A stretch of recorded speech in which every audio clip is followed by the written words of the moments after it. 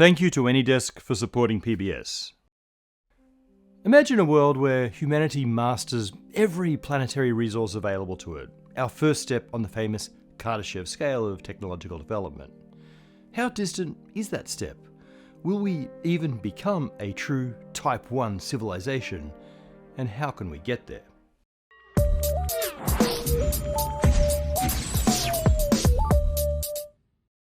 In 1964, Soviet physicist Nikolai Kardashev proposed a method for measuring the technological advancement of a civilization. The Kardashev scale has become a go-to metric for what technologically advanced civilizations might be capable of. It's based on the amount of energy commanded, with a Type 1 civilization controlling access to all available energy on a planetary scale, a Type 2 accessing an entire star's energy output, and a Type 3 harnessing energy from a galactic scale. Fun side note, Kardashev originally came up with this scale in a paper discussing the detectability of alien civilizations, because the distance over which an alien broadcast might be detectable depends on how much energy is pumped into that transmission. Despite this modest intended application, the whole idea of the Kardashev scale really captured the imagination of both scientists and science fictionists. Exponential advancement on cosmological timescales implies frighteningly vast differences between civilizations born at different times, and Kardashev captures that. Type 2 and Type 3 civilizations, mastery of one or more stars respectively, are the stuff of extreme sci-fi. We're talking Dyson spheres, black hole engines, artificial worlds, galactic empires, and warping the fabric of spacetime for fun. By comparison, the Type 1 civilization is just getting started. Maybe it's travelled to the nearest star systems and terraformed a planet or two at best. Humans would be Type 0, maybe 0.5. But if we hope to one day become a super civilization, roaming the galaxy, mastering the fundamental constituents of reality, and finally making contact with the aliens who have been waiting for us to graduate technological preschool, we need to start somewhere, and that means becoming a Type 1 civilization. So what's it going to take for us to get there? There's a lot more to becoming a stable super civilization than energy consumption, including some messy geopolitical stuff that I'm neither qualified to nor have time to cover in a short YouTube video. So today, we're going to stick to Kardashev's simple criterion and ask what it will take to attain the defining energy resources of a Type 1. In that 1964 paper, Kardashev actually says that humanity is close to the technological level of a Type 1 civilization and defines a Type 1 power capacity as roughly the current level. But he was speaking quite loosely, and these days we tend to think of Type 1 as already having access to planetary scale energy resources, which is a factor of 10,000 times higher than what we currently use.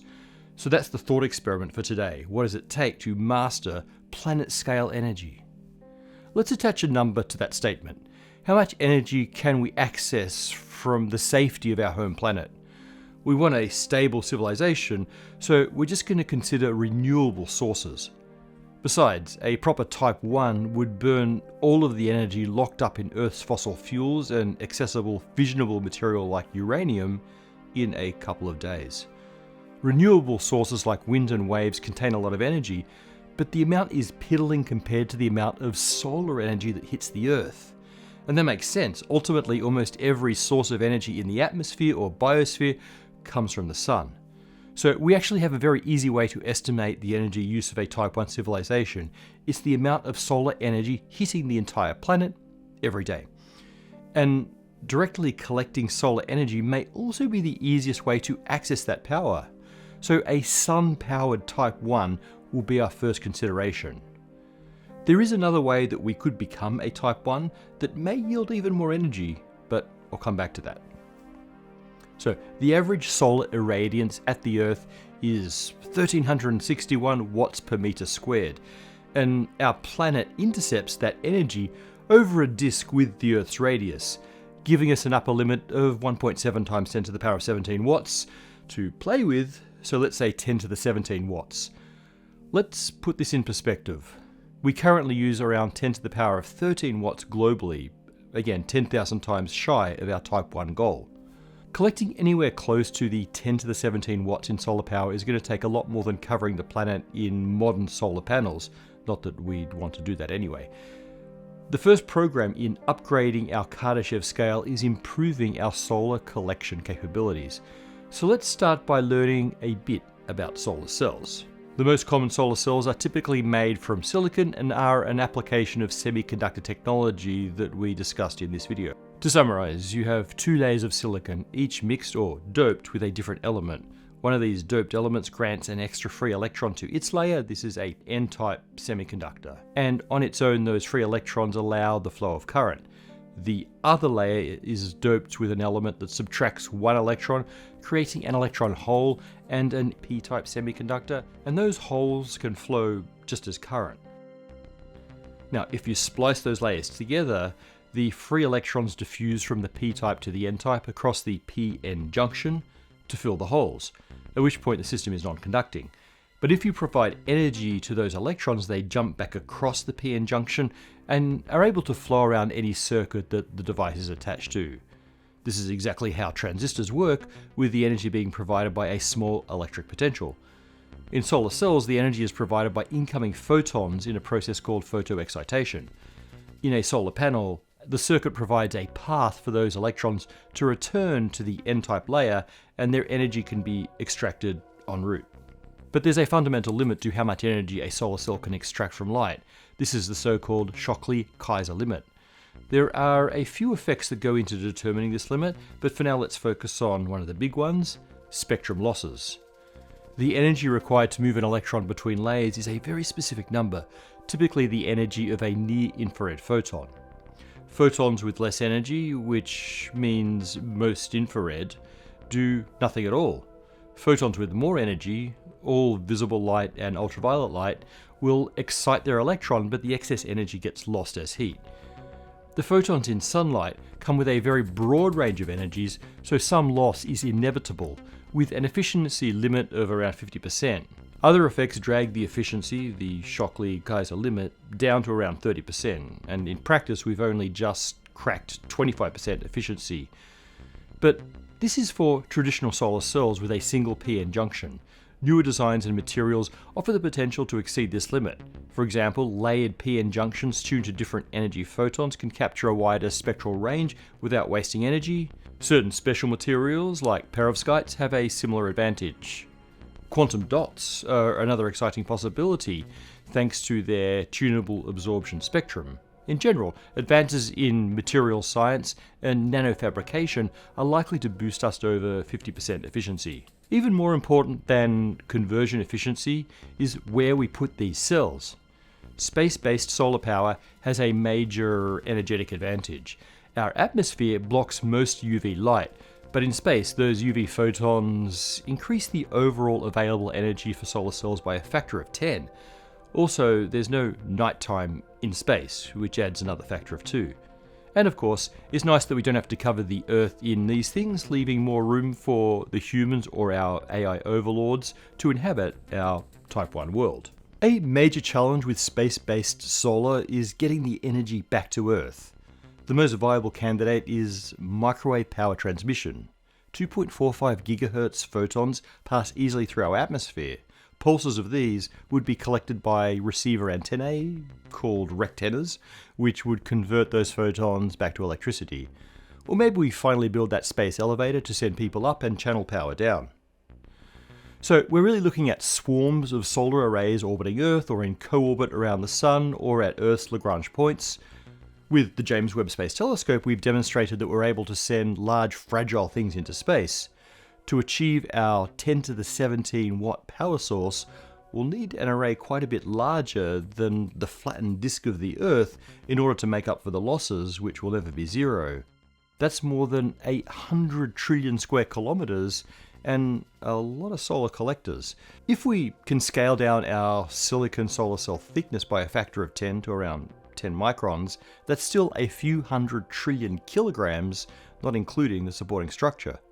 Fortunately, silicon is the second most abundant element on Earth after oxygen, so a few trillion kilograms is nothing. Add a little bit of asteroid mining for the supporting infrastructure and this feels distantly doable. And of course, this will put our new Type 1 civilization on track to Type 2, just keep building arrays until we wreathe the entire Sun and we have an effective Dyson sphere. Solar is the most obvious path to Type 1dom, but it may not be the best. Remember that the Sun generates energy through nuclear fusion by smashing together hydrogen nuclei to make helium and converting a small fraction of the mass into energy. So rather than being content to soak up the energy that the Sun happens to radiate our way, why not build our own mini-suns on Earth? Let's talk about artificial fusion. In the Sun, particles are smashed together and fused into new heavier nuclei in a series of reactions known as the proton-proton chain. It starts with lone protons, hydrogen nuclei, and ends in helium-4 nuclei. The most energy is obtained during a particular step in that chain when two types of heavy hydrogen, deuterium and tritium, smash together to form helium-4. About 0.4% of the mass of the ingoing particles is converted into energy, mostly in the kinetic energy of an ejected neutron. That doesn't sound very efficient, but remember, E equals mc squared describes the conversion of mass to energy, and the c squared does some real heavy lifting here. Deuterium-tritium fusion releases 4 times as much energy as uranium fission, gram for gram. That means to reach our Type 1 energy goal of 10 to the 17 watts, we need to convert a few hundred kilograms of heavy hydrogen into helium per second. Fortunately, we have a massive supply of deuterium. I'll come back to the tritium. Earth's oceans contain around 1.4 billion metric tons of water.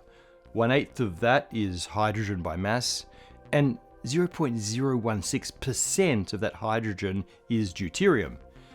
If we burned the ocean's deuterium, we'd be able to power our Type 1 civilization for a few million years before running out. And if we can't make it to Type 2 by then, well, maybe it wasn't meant to be. Having the fuel for fusion is one thing, but we also have to have the reactors.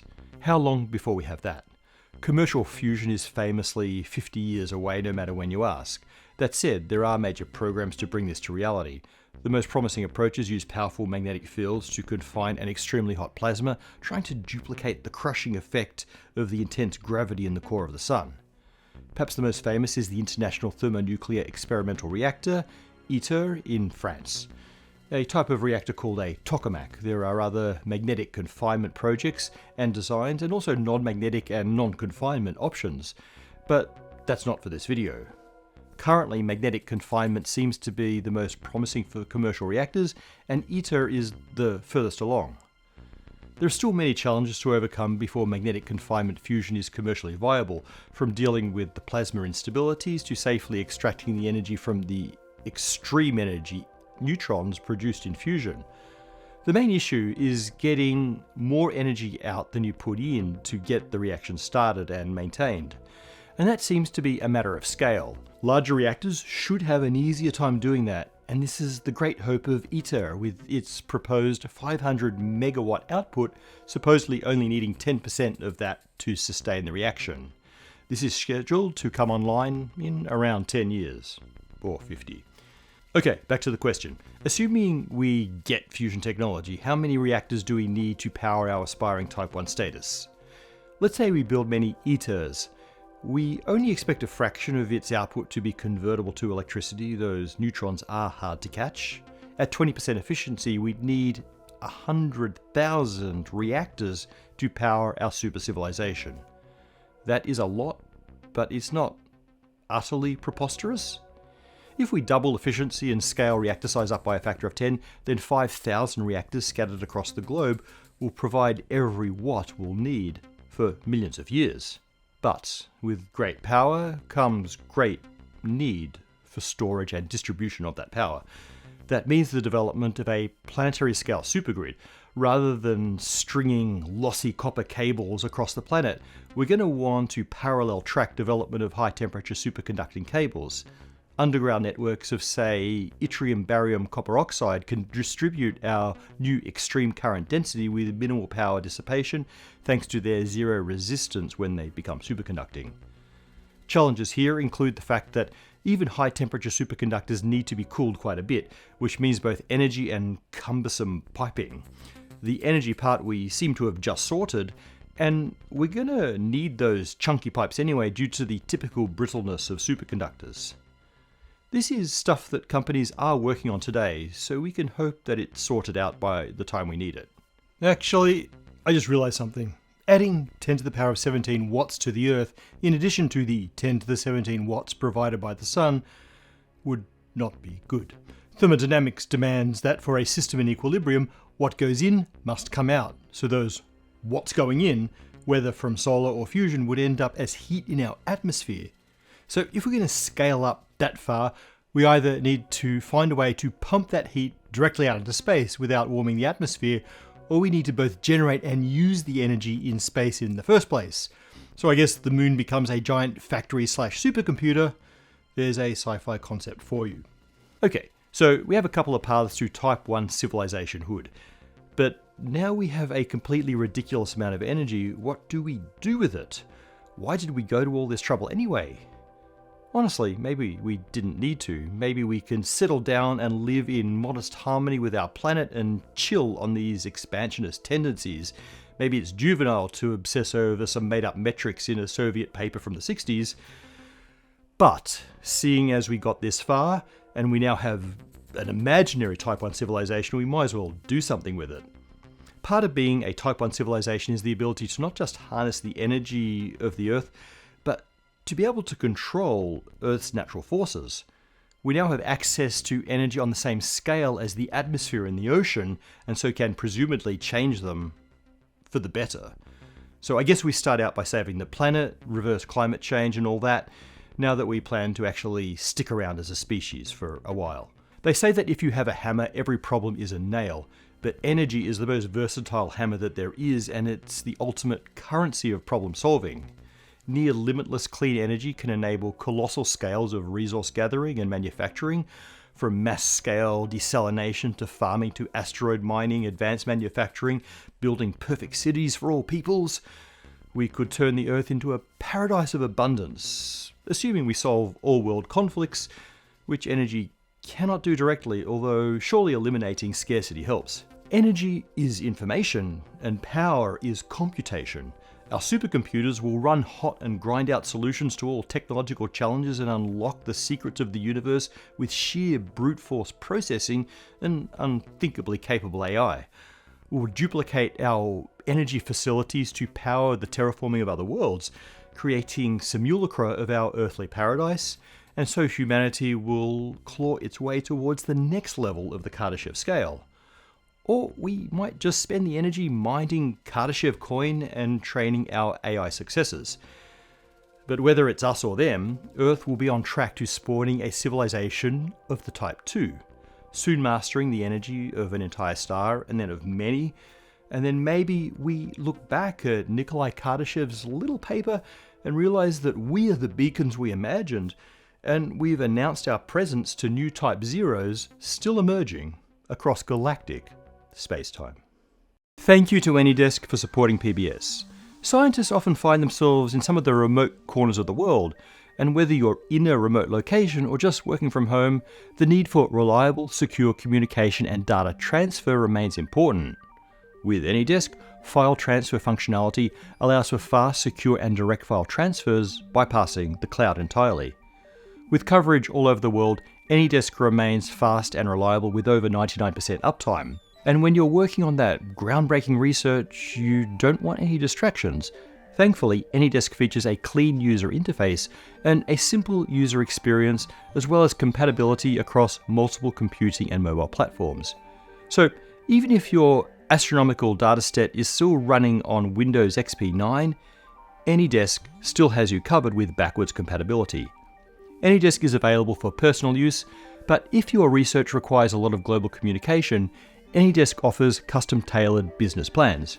To learn more about AnyDesk, go to anydesk.com/spacetime or check out the link in the description. Hey everyone, you know how black holes pull everything in with irresistible gravity? And you know how the upcoming holiday season often feels the exact same way? Well, that's why we'd like to welcome you to our very first ever Black Hole Friday sale. On Friday, November 29th, for one day only, the entire merch store catalogue will be on sale at 20% off. We also have a bunch of brand new merch, such as our first ever multifunctional Spacetime pen, which features a level, rulers in inches, centimeters and millimeters, a stylus, a micro screwdriver. It's basically a low-grade sonic screwdriver. Stand by for the full-tech version. If you need somewhere to use that pen, we have our first ever collection of Spacetime pocket logs, which are perfect for capturing the equations of your theory of quantum gravity. We also have a new standard model LED nightlight for when you're working on your theory late into the evening, and a new neural net desktop mat to keep your computer stylish while you run your simulations, a 520-piece puzzle for when you're waiting on those simulations to render, and our first ever poster that will remind you of where all the elements came from. Oh, and finally, a Penrose diagram black hole rocks glass for when you need a tasty beverage to celebrate your successful theory. Can we legally say that buying Spacetime merch will help you formulate a Nobel Prize winning physics theory? That's a grey area. But we can offer you 20% off every t-shirt, hoodie, patch, pin we've sold this year during the special reappearance on the merch store, which you could theoretically wear to holiday events or to accept any kind of important international science prize. And speaking of the non-Americans, if you're one of our many international viewers, November 29th will be the last date that we can guarantee international delivery before December 25th.